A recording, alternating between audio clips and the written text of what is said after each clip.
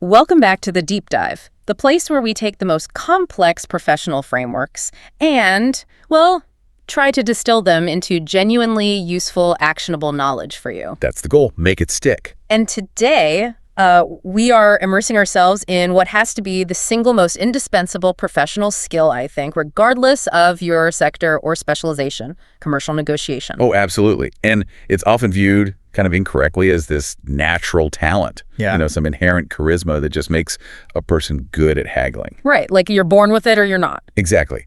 But our analysis, especially looking at core professional frameworks like the CIPS L4M5 study guide for procurement and supply pros, it just confirms this is, well, it's a misconception. Negotiation is structured. It's teachable. So not magic then? Not magic. It's more like an applied science, really. It combines bits of economics, organizational psychology, some legal sharpness, and crucially, deep financial preparation. Okay, so our mission today is to cut through all that complexity and give you, the professional learner out there, a sort of rapid path to getting a handle on it. Yeah, we're distilling that crucial interplay, a strategy. Like, how do you choose your approach? Yep. And then the power dynamics that kind of shape that choice. And the money side. Yeah. The non-negotiable financial prep you need before you even, open your mouth. We want you to walk into that room feeling like the most informed person there. Absolutely. And just to lay the groundwork, let's be really precise. Negotiation isn't just a polite chat. Right. It's defined as communication between two or more parties. They hold differing views, obviously. And the aim is reaching an agreement. You use various methods of persuasion. Persuasion, okay. And the professional goal isn't just any agreement, it's achieving an appropriate compromise. What's right for the situation? Okay, appropriate compromise. And drilling down into the sources, I found a couple of fundamental truths that maybe defy casual assumptions. First one, negotiation isn't always an option. We kind of assume we can always haggle, right? But that's not always true, especially in certain environments. That constraint is so critical. Sometimes it's just sheer power imbalance. If you're a tiny buyer facing some global monopoly, your leverage is pretty much zero. Exactly. Your capacity to demand new terms is tiny. But the really formal restriction often comes up in the public sector. Oh, okay. Public organizations, especially say in the UK or the EU, they operate under these really rigorous statutory rules. Competitive tendering processes like the open or restricted procedures you hear about. Right. Lots of rules there. Loads. And those rules demand transparency, equal treatment for everyone, which severely limits any kind of post-tender negotiation. So after the bids are in? Yeah. If a supplier submits what's supposed to be their final best offer in one of these regulated tenders, trying to then negotiate downwards on price afterwards, well, that can actually compromise the whole process. Risking legal challenges. Big time. From other bidders who follow the rules. So you're often just bound by the process itself. Your hands are tied. So process trumps personality or desire in those cases. Okay. And the second surprising truth, maybe one that finance teams know well, but others might overlook. Negotiation is not free. Oh, definitely not. It requires a substantial investment. More than just the time spent in the meeting room. Absolutely. The organization really needs to do a kind of cost-benefit check before committing to a complex negotiation. Think about the investment, all the prep time, the salaries of the people involved. If you bring in experts, lawyers, tech specialists. Exactly. That gets expensive fast. Travel, maybe booking a venue, and crucially, opportunity cost. What else could those skilled people have been doing? Precisely. What other value-adding work could your procurement managers have been doing instead of spending, say, 2 weeks prepping for this one big meeting? If the potential gain from negotiating doesn't clearly outweigh all those invested costs. Then maybe just accept the first offer. It sounds counterintuitive, but yeah. The better commercial decision might just be to accept the supplier's initial terms and move on. Use that time and resource elsewhere. That really reframes the whole thing, puts efficiency and professionalism front and center. Okay, so let's look at how this professional process is structured. We'll examine where negotiation fits in the whole relationship cycle. The different strategies, competitive versus collaborative, the psychology of power and influence, and then we'll really dive deep into those essential financial analysis tools, the things that give you your leverage. Right. So the first step in professionalizing how you approach negotiation is just recognizing it's continuous. It's not a single, isolated event like agreeing on a price and you're done. It's ongoing. It's an embedded activity. It has to be managed throughout the entire life cycle of a commercial relationship. From the very beginning, defining the need, right through to potentially terminating the contract years later. Okay, so let's use the CIPS procurement cycle as a map for that pre-contract phase. It's got 13 steps, apparently, and negotiation pops up in multiple places, sometimes much earlier than you'd think. Precisely. Right at step 1, define business need and specification. Procurement should immediately be involved in internal negotiation with stakeholders inside the business. Internal, before you even talk to suppliers. Absolutely. Say the engineering team specifies a component using a particular brand name. Procurement needs to negotiate internally. Challenge that. Is that brand really necessary functionally? Or is it just, a preference, a habit? Challenging the demand itself. Exactly. That demand management, right at the start, often represents the single biggest potential source for cost reduction, way before any external supplier is even in the picture. That's a powerful point. Okay, so internal negotiation first. Then external preparation starts around step 4, pre-procurement market testing. Right. This isn't quite formal negotiation yet, but it's critical for positioning yourself. Buyers might put out things like a prior information notice, a PN. A heads up to the market. Yeah, basically saying we're thinking of buying X soon. Or maybe an expression of interest, an EOI, to gauge the market's appetite and capability. Who's out there? Who's interested? So it's intelligence gathering. Totally. This phase is about getting insights into market pricing, understanding how attractive your business might be to potential suppliers. You're kind of conditioning the market, gathering data that will become your leverage later on. Got it. Then the more formal commercial negotiation often kicks off around step 8, bid and tender evaluation and validation. Yeah, by this point, you've likely received final quotes or bids. This is where the buyer really has to assess the viability of downward flexibility, that wiggle room, as the source calls it. On price, quality, terms. All of it. You're comparing the offers against benchmarks, against the market data you gathered earlier. Is this offer competitive? Is it realistic? And this brings us back to that public versus private sector difference again, doesn't it? It does. In the private sector, it's pretty common for procurement to maybe invite the top 2 or 3 bidders back in for further negotiation, a competitive dialogue, they might call it. To squeeze out more concessions. Essentially, yes. Drive further explicit concessions. But, like we said, public sector procurement have to be super careful here. Stick to the rules, ensure transparency isn't broken. Otherwise. That disgruntled supplier challenge we mentioned. Exactly. The window for that kind of open negotiation is just structurally limited by the law in many cases. Okay. So the contract gets awarded, but you're saying negotiation doesn't stop there. Not at all. It just pivots. It moves into the CIPS contract management cycle. This whole phase is about managing performance, mitigating risks that pop up over the contract's life. Okay, give us an example. Where does negotiation fit in post-contract? Well, think about step 4, relationship management. This is where those collaborative, integrative negotiation skills really become crucial. Not just fighting over price anymore. Right. You might be negotiating for non-payment benefits, like maybe gaining access to the supplier's newly developed tech, or proposing joint cost reduction projects where you split the savings. So value creation. Exactly. Negotiation here is about managing mutual value creation, not just slicing up that fixed pie from the start. And what if things go wrong? The relationship sours. Well, then you could end up at step 11, exit and termination. And honestly, this might be the most intense negotiation phase after the contract is signed. Really? More than the initial deal? It can be. If the contract ends badly, you face huge risks. Transferring assets, dealing with staff regulations like 2PE if people move across, knowledge retention, IP handover to a new supplier. Yeah. It's messy. A lot to untangle. Huge amount. Negotiation in that critical phase is absolutely required to ensure an orderly, smooth, legally compliant handover. You need to minimize disruption to your own operations. It's high stakes. Okay, so negotiation is everywhere. Pre-contract, post-contract, internal, external. But what are we actually negotiating about? Conflict seems inevitable if everyone has different goals. Conflict is simply the expression of divergent positions, as the source puts it. And yeah, it's pretty much inevitable. The sources categorize the causes really nicely into 2 main areas. Content, what we're negotiating, and process, how we're negotiating it. Okay, let's unpack content first. The what? This is the tangible stuff. The items where buyers and suppliers just naturally have opposed starting points. Price is the obvious one. Buyer wants low, supplier wants high. Simple. But there are others, right? Oh yeah, loads. Think about delivery characteristics. A buyer probably wants guaranteed just-in-time delivery, right? Minimal stock holding for them. That means the supplier has to hold the inventory, carry the risk of it becoming obsolete. Whereas the supplier wants Flexible delivery windows, long lead times, anything to maximize their own operational efficiency and reduce their inventory risk. See? Opposite goals. Okay, makes sense. What else? Or look at dispute resolution.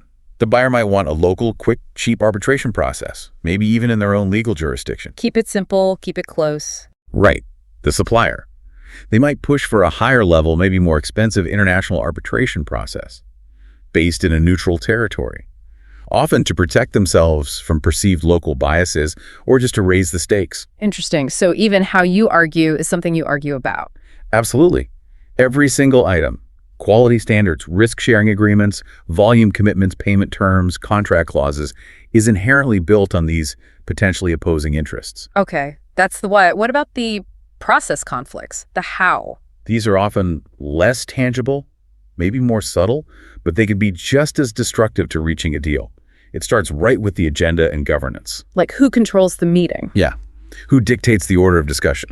If the buyer insists we discuss price first, Yeah. but the supplier wants to establish value by talking quality and specification first, bang, process conflict right there, before you've even started on the substance. And different styles must clash too. Hugely. Conflicting negotiation styles. If one side walks in with a purely competitive, distributive, win-lose mindset, I'm here to take as much as possible, while the other side is genuinely trying for collaborative, integrative bargaining. It's like they're playing different games. Exactly. The process will likely fail because they're operating under completely different rules of engagement. It just won't mesh. What else falls under process? This category also includes things like cultural differences. In some cultures, getting straight down to business is seen as rude. Yeah. You need rapport building first. Okay. Also practical stuff, timescales, one party rushing, the other wanting to be more deliberate. The negotiation medium itself, face-to-face versus video call, changes how you read body language, build rapport, Sure. and even the team size and makeup. Who's in the room? Does one side bring 10 people and the other brings 2? That sends a message. Mastering the negotiation process is often about just establishing and maintaining some shared rules for how you're going to interact. Right. So once we've identified where the conflict might be coming from, the content or the process, the really core strategic choice is picking the right approach to actually resolve it. Are we playing a competitive game here, or are we trying to collaborate? And that decision really hinges on the kind of relationship you need, right? Yeah. It's required longevity, it's complexity. We basically differentiate between distributive bargaining and integrative bargaining.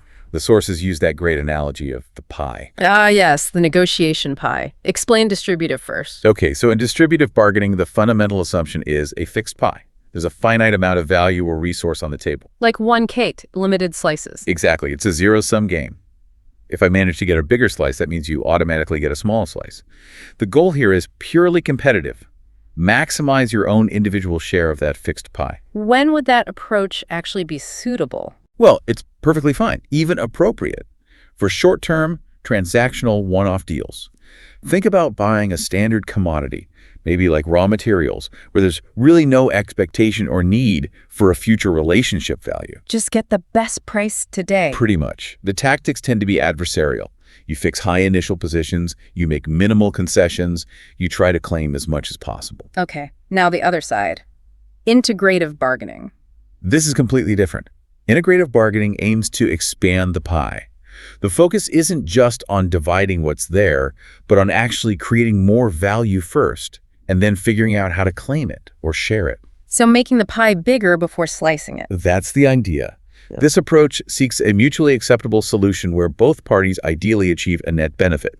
It's a classic win-win outcome everyone talks about. But that sounds harder, requires more effort. It absolutely does. It requires a totally different mindset. You need trust, you need information sharing, sometimes quite sensitive information, and you generally need a longer-term view of the engagement. Yeah. But it usually delivers superior, more durable solutions in the long run because it tackles the underlying needs of both parties, not just their surface demands or positions. Okay. And the sources seem to strongly advocate for this integrative approach, don't they? Especially through the principled approach to negotiation. Yes, very much so. That framework, developed by Fisher and Uri in their famous book, Getting to Yes, is presented as the gold standard. It gives you practical mechanics for actually achieving that expanded pie, that win-win. Right. There are 4 fundamentals. Let's break them down. What's the first one? The first principle is absolutely foundational.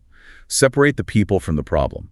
This directly addresses that common psychological trap where, untrained negotiators take objective business disagreements personally. They're just being difficult. Exactly. Instead, you need to adopt what the source calls the warm, tough concept.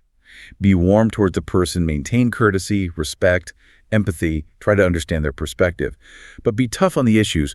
Apply rigorous, analytical, factual, logical standards to the actual business case, the substance of the deal. Warm on the person, tough on the issue.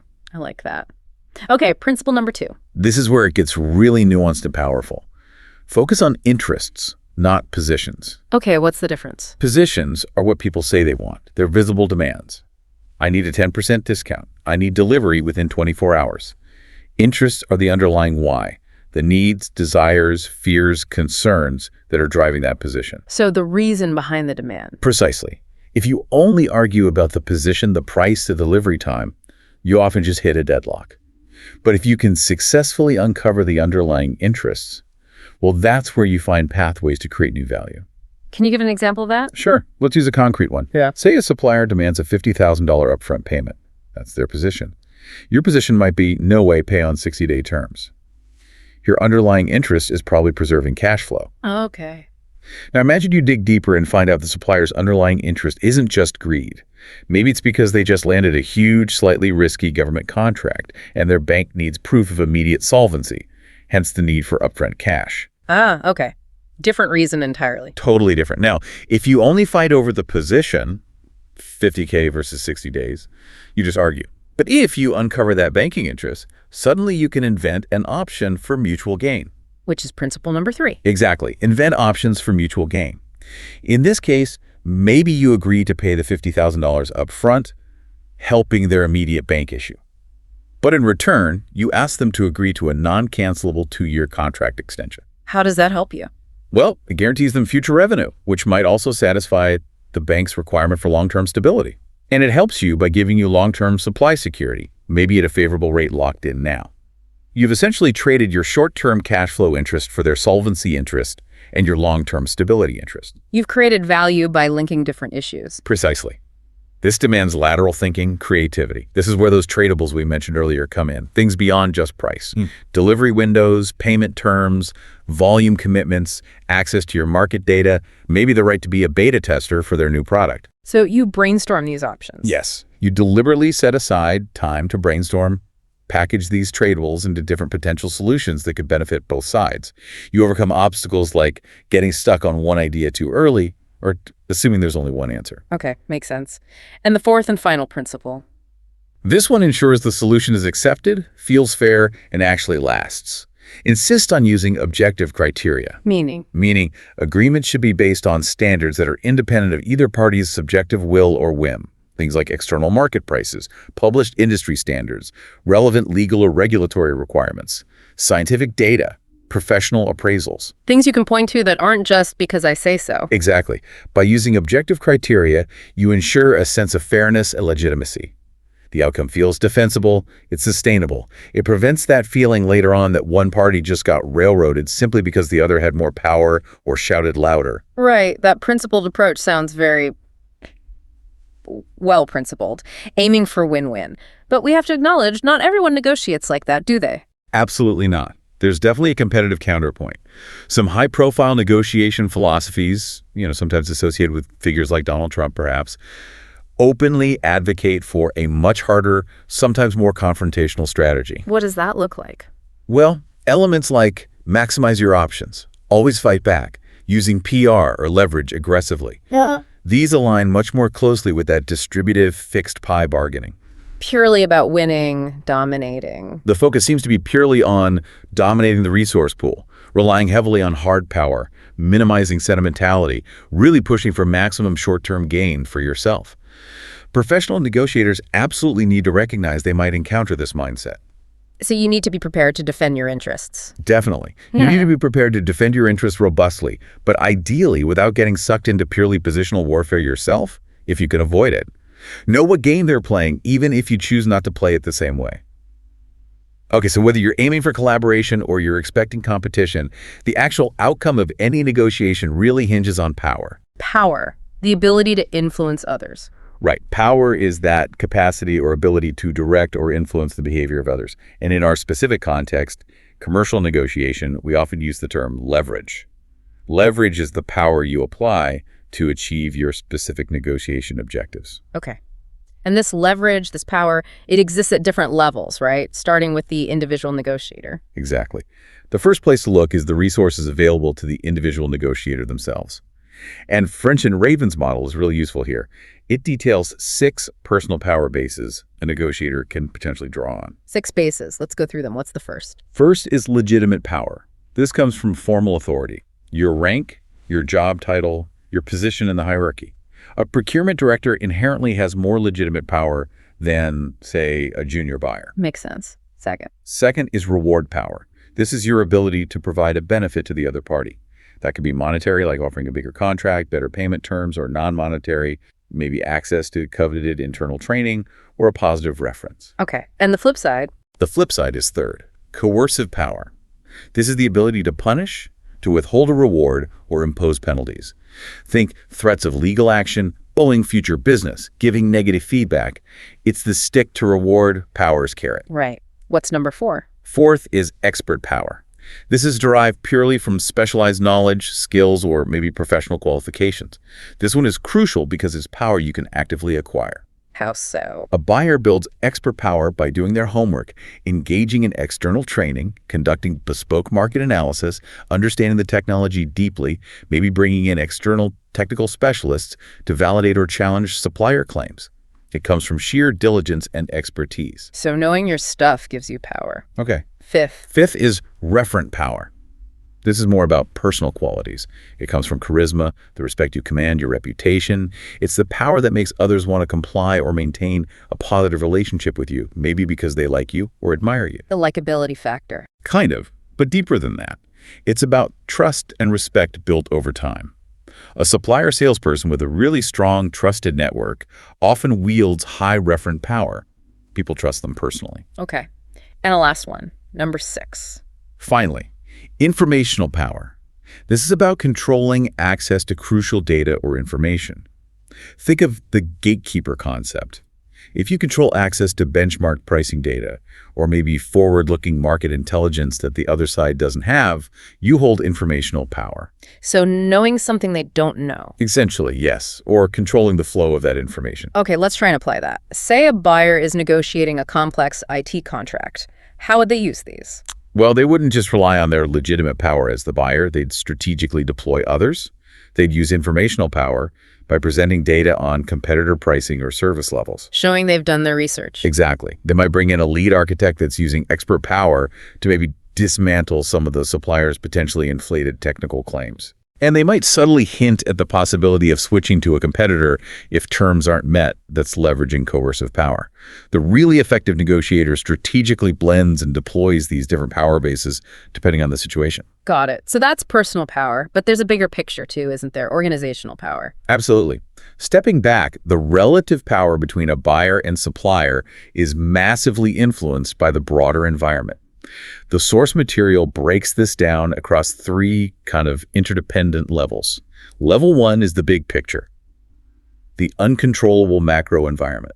Which we analyze using steepled. Is that right? That's the one. Steepled stands for social, technological, economic, environmental, political, legal, regulatory, ethical, and demographic factors. These are external forces, largely outside your control, but they can act as sudden shocks that instantly shift leverage in a negotiation. Give me an example. Okay, say a new government suddenly implements aggressive carbon taxes. That's political and environmental. This could immediately increase the cost base for suppliers in energy-intensive industries. Suddenly, their margins are squeezed, potentially reducing the buyer's leverage over price slightly, or maybe increasing leverage if the supplier needs volume more desperately. Or an economic recession. Right, an economic factor. No. If a major recession hits, suppliers might become desperate for volume just to keep factories running. Suddenly, they're much more vulnerable to the buyer's reward power, offering volume, or coercive power, threatening to walk away. Understanding steep build means knowing when these big external waves might have swung the power pendulum in your favor, or maybe against you. Okay, that's the big picture, level 2. Level 2 is the microenvironment, basically, the industry structure itself. And the classic tool here is Porter's 5 forces. Porter, intensity of rivalry, power of buyers, power of suppliers. Threat of substitutes and threat of new entrants. Exactly. These 5 forces collectively determine the overall intensity of competition and the general profitability within that specific market or industry. So how does that relate to negotiation power? Directly. If the intensity of rivalry among suppliers is really high, lots of competitors fighting for business, then buyer power is generally strong. You have options. Makes sense. Conversely, if the bargaining power of suppliers is high, maybe due to supply chain shortages, consolidation where there are fewer suppliers, or patented technology, then buyer power is weak. They can dictate terms more easily. What about threat of substitutes? That's a really relevant one today. If new technology emerges that allows customers to switch easily to a different type of solution, think maybe switching from traditional taxis to ride-sharing apps, Okay. then the threat of substitutes is high. This instantly increases the buyer's leverage against the traditional supplier, the taxi company. Yeah. Porter's analysis basically tells you whether you're walking into a buyer's market or a seller's market before you even sit down at the table. Crucial context. Okay, macro, micro. What's level 3? Level 3 brings it right down to the direct one-to-one buyer-supplier dynamics. And a great way to visualize this is using the supplier preferencing matrix, sometimes attributed to Steele and Court. Supplier preferencing. What does that show? It classifies customers, like you, from the supplier's point of view. It uses 2 variables. First, the value or volume of business you represent, basically how much you spend with them. And second, your attractiveness as a customer to that supplier. Attractiveness. How easy you are to deal with. Exactly. How easy, stable, profitable, maybe even strategically important you are to work with. It plots these onto a matrix, usually with 4 quadrants: nuisance, exploit, development, and core. Okay, and you don't want to be nuisance, presumably. Definitely not nuisance. Low spend, low attractiveness. You also want to avoid the exploit quadrant. That's where you spend a lot, high value, but you're seen as difficult or unattractive to work with. What happens in exploit? The supplier will likely maximize their price and minimize their service effort because they know you're difficult, but probably locked in or too big to ignore easily. They'll exploit the situation. So where do you want to be? Ideally, you want to be in the core quadrant, high spend, high attractiveness. You're a valued partner. Or maybe development lower spend now, but high attractiveness, meaning the supplier sees potential and wants to invest in growing the relationship. Your leverage really comes from being perceived by the supplier as an attractive customer. Right. So how do buyers actively improve their position on that matrix? How do they increase their leverage and attractiveness? Well, there are 2 main strategic thrusts buyers can use. First is spend concentration. This involves tactics designed to increase the sheer value of your business to that specific supplier. Making yourself more important financially. Exactly. Things like vendor-based reduction, consolidating your spend with fewer key suppliers, or volume pooling, maybe collaborating with other buyers to combine purchasing power. The goal is to make the supplier sit up and take notice because your business represents a significant chunk of their revenue. Okay. Concentrate the spend. What's the second strategy? The second, and arguably just as important for getting into that high attractiveness zone, focuses on the non-spend value factors. Basically becoming a better customer to work with. Beyond just paying the bills. Way beyond. This means things like ensuring consistently on-time payment that's huge for supplier cash flow, providing clear, reliable demand forecasts so they can plan better. Simplifying your administrative processes, don't make them jump through unnecessary hoops. What else makes you attractive? Offering access to your internal R&D teams, maybe for joint projects, letting them pilot new technologies with you, and fundamentally, maintaining a solid reputation for ethical, fair, and reliable engagement. These non-spend factors often weigh much more heavily in a supplier's strategic calculation of your attractiveness than just a marginal increase in the volume you buy. Being easy and good to work with builds real leverage. Okay, so that supplier preferencing idea links nicely into the type of relationship you actually build. The relationship itself seems to determine the style of negotiation you can realistically adopt. Absolutely. The CIPS relationship spectrum illustrates this really well. It shows this range of commitment from purely transactional or arm's-length relationships on one end. Like buying office supplies, low commitment. Exactly, low commitment, often prone to that win-lose distributive bargaining. All the way across to the other end, you have co-destiny or true partnership relationships. High commitment, shared goals. High commitment, highly collaborative, focused on win-win outcomes. And where you sit on that spectrum dictates the negotiation style that's feasible or even desirable. And moving towards that collaborative partnership end of the spectrum seems impossible without one key ingredient: trust. Trust is absolutely fundamental. It's the essential lubricant, especially for collaborative relationships. It reduces transaction costs. You don't need to police every tiny detail of the contract if you trust them. It minimizes perceived risk. And crucially, it encourages that sharing of sensitive information that's necessary for integrative win-win negotiation. Without trust, you can't really expand the pie. Right. And the source material, using Dr. Mari Sako's work, suggests trust isn't just one thing, it exists in layers, 3 types. That's right. It's a helpful framework. First, we have contractual trust. Based on the contract itself. Essentially, yes. It's based purely on the legal document and the rule of law. It's arguably the weakest form of trust. I trust you primarily because I know I can legally hold you accountable. I can sue you if you fail to deliver. So trust backed by lawyers. Pretty much. It's the easiest type to establish initially because it requires lawyers and a solid contract, not necessarily friendship or history. But it's fragile. It only really lasts as long as the contract is enforceable and upheld. Okay. What's the second type? Second is competence trust. This is based on demonstrated professional ability and track record. I trust you because your certifications confirm you're a qualified engineer, or I trust you because your last 3 projects for us were delivered flawlessly, on time, on budget. So trust based on capability. Exactly. It requires a proven track record, evidence of professional qualifications, consistent performance. You trust they can do the job properly. And the third and presumably deepest type. Third, and really the bedrock of deep collaboration and partnership, is goodwill trust. This is based on knowing, or at least strongly believing in, the other party's intentions. It's that psychological comfort that they genuinely have your best interests at heart, or at least won't exploit your vulnerabilities. So trusting their motives. Yes, I trust you because our history together shows you prioritize mutual benefit over purely short-term gain for yourself. Goodwill trust is demonstrated practically when, say, a party volunteers sensitive information that might slightly weaken their own negotiation position, but they do it in the name of transparency. Or admits a mistake before you find it. Perfect example. Right. Or when they admit an error before the contract management team has even noticed it. That builds huge goodwill. But this type takes the longest to build. It requires time, shared positive experiences, maybe even navigating shared risks together successfully. And this goodwill trust must be heavily linked to reputation, right? Profoundly linked. Reputation is essentially the collective belief or opinion held about an organization or an individual.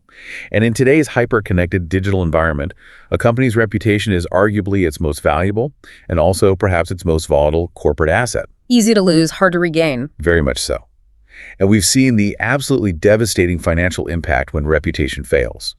The sources give some high-profile historical examples. Like BP Deepwater Horizon. Exactly. That caused monumental reputational and financial damage that lingered for years, far exceeding the immediate cleanup costs.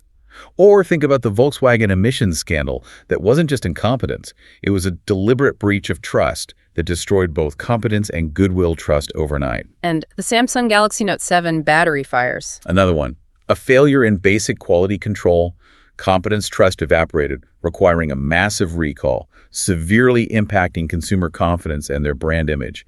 These examples really hammer home that if reputation collapses, goodwill trust goes with it, and your leverage in any negotiation instantly tanks. So trust is vital, but unfortunately relationships can and often do break down. What are the warning signs? You start seeing things like cost overruns becoming routine, maybe emotional responses dominating meetings instead of factual discussion, or clear signs the supplier just isn't understanding the core needs of the buyer anymore. They seem disconnected. And this can lead to a downward spiral. The source mentioned a vicious circle of blame. Yes, that's a really insightful model. This cycle is insidious. It often begins when the buyer, maybe frustrated by past slip-ups, starts acting like an unattractive customer. How so? Being punitive, slow to communicate, perhaps delaying payments, micromanaging. The supplier interprets this hostility or difficulty and, understandably, responds by reducing their effort, maybe offering poorer service, or prioritizing other clients they find more attractive or easier to work with. Which then confirms the buyer's fears. Exactly. The supplier's poor performance then confirms the buyer's initial suspicion. See, I knew they were bad. This leads the buyer to escalate their punitive behavior, maybe withholding more information or imposing penalties. The cycle just spirals downwards, destroying any remaining goodwill and making collaborative negotiation completely impossible. It sounds hard to break out of that cycle once you're in it. How can relationships be repaired? It requires conscious effort and applying those core principles of principled negotiation we talked about earlier. You have to deliberately set aside the specific contract issues causing the immediate friction for a moment. Separate people from the problem again. Yes. Separate the people from the problem, try to understand the interests behind the difficult behaviors on both sides, and then formally reset the relationship. How do you do that formally? It might involve specific interventions. Perhaps a dedicated relationship relaunch event where key stakeholders from both sides come together to redefine joint goals. Agree on new communication protocols. Maybe even bring in a neutral third-party mediator to help facilitate the conversation and rebuild some initial confidence and maybe even goodwill trust. The focus has to shift away from whose fault is this towards, okay, where do we want to go together from here? Okay, let's transition now to what is arguably the most critical aspect of negotiation preparation. The financial deep dive. Strategy defines the game you're playing. Power is the influence you wield, but cost and price. That's the tangible reality you're usually fighting over. Right. Negotiating without understanding this supplier's financial situation sounds like, well, just guessing. It's basically gambling. You're flying blind. So the first step is to really try and understand the supplier's cost structure. We need to categorize their costs, typically in two main ways. Okay, what's the first way? First is by traceability to the product or service. You have direct costs, which are clearly and easily traceable to producing a specific unit. Think raw materials consumed or the wages of labor working directly on that production line. Easy to allocate. Relatively, yes. Then you have indirect costs, often called overheads. These are necessary running costs for the business, but they're not easily attributable to a single unit of output. Things like factory rent, insurance, management salaries, office supplies. Harder to pin down per item. Much harder. Allocating overheads is often a source of contention in costing. Okay, that's traceability. What's the second way to categorize costs? The second way is by how they react to changes in production volume. Here we have fixed costs, which, as the name suggests, do not vary with the volume of output, at least within a certain range. Think the factory lease payment, the CEO's salary. You pay those whether you make 10 units or 10,000 units. These are constant. Right. And then you have variable costs. These change in direct proportion to the volume of production. More units mean more raw materials, more packaging, maybe more piece rate labor costs. Fewer units mean lower variable costs. Okay, so direct, indirect, and fixed variable. Professional preparation means trying to estimate all four for the supplier. Ideally, yes. Estimating and trying to validate all four categories of the supplier's cost structure gives you incredible insight. And understanding this cost structure leads us to perhaps the most powerful single piece of financial insight for negotiation, break-even analysis, BEA. Yes, the BEA. This really can be the aha moment that gives a buyer genuine, concrete leverage. So what exactly is the break-even point? The break-even point is the precise level of output, the number of units sold, where the supplier's total revenue exactly equals their total costs, both fixed and variable. It's the point of zero profit, zero loss. Why is knowing that point so powerful for a buyer? Because a buyer who has a good estimate of the supplier's break-even point knows exactly how much maneuvering room the supplier likely has on price or other concessions. Let's use the simple example from the source material to illustrate. Okay, walk us through it. Suppose a supplier has total fixed costs of $500 per period. They sell their product for a price of $10 per unit. And their variable cost per unit, materials, direct labor, etc., is $5. Right. Fixed $500, price $10, variable $5. Okay. First, we need to calculate the contribution per unit. This is the amount each unit sold contributes towards covering the fixed costs after variable costs are paid. It's simply price minus variable cost. So $10 minus $5 equals $5 contribution per unit. Exactly. Each unit sold brings in $5 towards covering that $500 fixed cost base. Okay. So how do we find the break-even point? The break-even point, in units, is then calculated by dividing the total fixed costs by the contribution per unit. So $500 fixed cost divided by $5 contribution per unit. Equals 100 units. Precisely.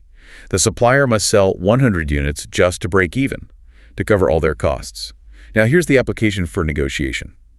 If you, as the buyer, have reason to believe that the supplier is currently operating well above break even, say they're selling 150 units. Then they're making a profit on those extra 50 units. Right. They have a total contribution margin of $250. That's 50 units times $5 contribution each, which represents their current profit buffer. Knowing this tells you they likely do have some room to potentially offer you a discount or concession while still remaining profitable overall. You have room to push distributively on price. But what if your analysis suggests they're operating much closer to break even? Say, only 105 units. Now that's a completely different scenario. If you know they're hovering just above break even, maybe at 105 units, you know they're likely fighting for survival. Their profit margin is tiny, $25 from those 5 units. So pushing hard for a price cut could be disastrous for them. Exactly. Any significant price concession could immediately push them into making a loss, jeopardizing their viability and potentially your supply chain stability. In this scenario, a smart buyer shouldn't push hard for a lower price distributive. What should they do instead? Instead, they should probably shift to an integrative approach. Yep. Maybe negotiate for a higher volume commitment from your side. If you can guarantee buying, say, 130 units instead of 105, that helps the supplier significantly exceed their break-even point, makes them more profitable and stable. And in return for that guaranteed volume, you might then be able to negotiate a better overall price or other favorable terms. Precisely. Knowing their likely break-even point fundamentally informs which negotiation style is most appropriate and likely to succeed.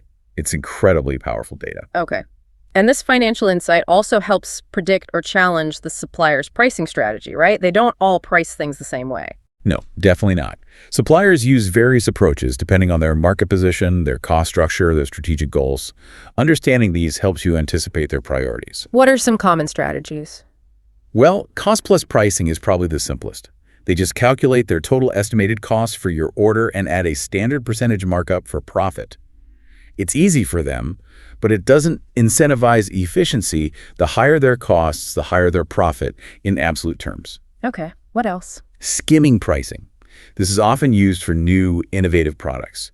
Set a really high price initially to capture maximum profit from early adopters who are willing to pay a premium before competitors arrive and force prices down. Like new tech gadgets often do. Exactly. Then there's premium pricing, which maintains a high price consistently based on perceived high quality, brand reputation, or prestige. Think luxury goods. Okay. Any low price strategies? Yes. Penetration pricing. This is the opposite of skimming.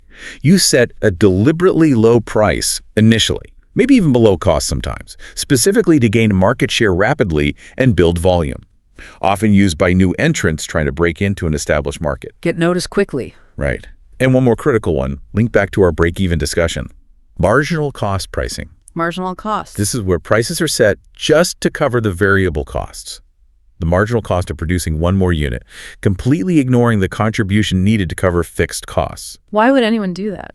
It's often a short-term tactic used when a supplier has significant excess capacity and desperately needs cash flow. Any order that brings in revenue above the direct variable cost is seen as better than nothing, even if it doesn't contribute fully to covering overheads or generating long-term profit. Knowing if a supplier might be using marginal cost pricing gives you huge leverage on price for specific, perhaps short-term deals. Got it. So understanding their likely strategy helps you frame your negotiation. But how do you actually get all this detailed cost information? Suppliers don't usually just hand over their books. No, they certainly don't. This is where the discipline of purchase price cost analysis, PPCA, comes in. PPCA is the systematic methodology procurement professionals use to gather, analyze, and use price and cost information to essentially deconstruct the supplier's likely cost structure. Like reverse engineering their price? In a way, yes. It's about building your own detailed should-cost model. The purpose of PPCA is manifold. Identify the underlying cost drivers for each component of the price, validate the supplier's quote, is it reasonable based on market factors? Estimate their likely profit margins. Are they excessive? And ultimately inform the specific questions you ask in the negotiation. Okay. What does PPCA actually look at? It involves really detailed investigation, trying to trace the likely costs throughout the supplier's value chain.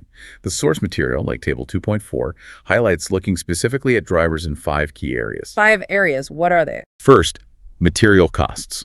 You investigate things like raw material price volatility, their likely inventory holding policies, wastage rates, supply lead times. Okay, second. Second, labor costs. You look at probable shift patterns, estimated labor efficiency rates, benchmark local wage rates against industry standards, the skill sets required for the job. Trying to estimate their real labor input. Third, overhead costs. This is often the trickiest. You analyze how they might be allocating costs like rent, administration, depreciation across different products or customers. Is the allocation methodology fair? Are they trying to over-allocate fixed costs onto your particular contract? that's a key point. Fourth, distribution costs, logistics, transport, packaging. How are those factored in? And finally, fifth, profit. You analyze their requested profit margin against their likely required return on investment, ROI, considering industry benchmarks and the risk involved in the contract. Wow, that's incredibly detailed. It is. But this rigorous analysis transforms your negotiation position. You move from vaguely asking, can you lower the price, to making specific data-driven challenges, like, your quote seems to incorporate a 30% overhead allocation rate, but our PPCA analysis, based on industry benchmarks, suggests 20% is more typical for this type of work. Can you help us understand the 10% variance? That sounds much harder to argue against. Exactly. That level of detailed analytical preparation provides undeniable leverage. It shows you've done your homework and shifts the burden of proof onto the supplier to justify their figures. Hashtag tag Tay7Pi. Conclusion and final thought. Okay, we have covered a huge amount of ground there, a really exhaustive deep dive into the whole architecture of commercial negotiation, all the way from those high-level strategic choices down to the really gritty details of financial analysis. Yeah, it's a lot to take in, but hopefully the overarching synthesis for you, the listener, is becoming clear. Truly successful commercial negotiation requires mastering both sides of the coin. You need the strategic frameworks, understanding your relative power, using models like French and Raven, choosing the right negotiation style, integrative versus distributive. And you absolutely need the critical analytical tools, things like understanding the supplier's break-even point, having the ability to challenge their cost assumptions using PPCA, its strategy and substance. Precisely. And adopting this kind of informed perspective is what really differentiates a professional approach. It ensures you can justify the initial investment required just to enter a complex negotiation in the first place. Back to that negotiation isn't free point. Exactly. And it also means you approach those important long-term relationships aiming for collaboration built on genuine goodwill trust, rather than just relying on coercion built purely on coercive power, which is rarely sustainable. Being well-informed means not just knowing what you want your position, but deeply understanding why the other party likely holds their position. What are their underlying interests? What are their sources of power? And what's their detailed financial reality?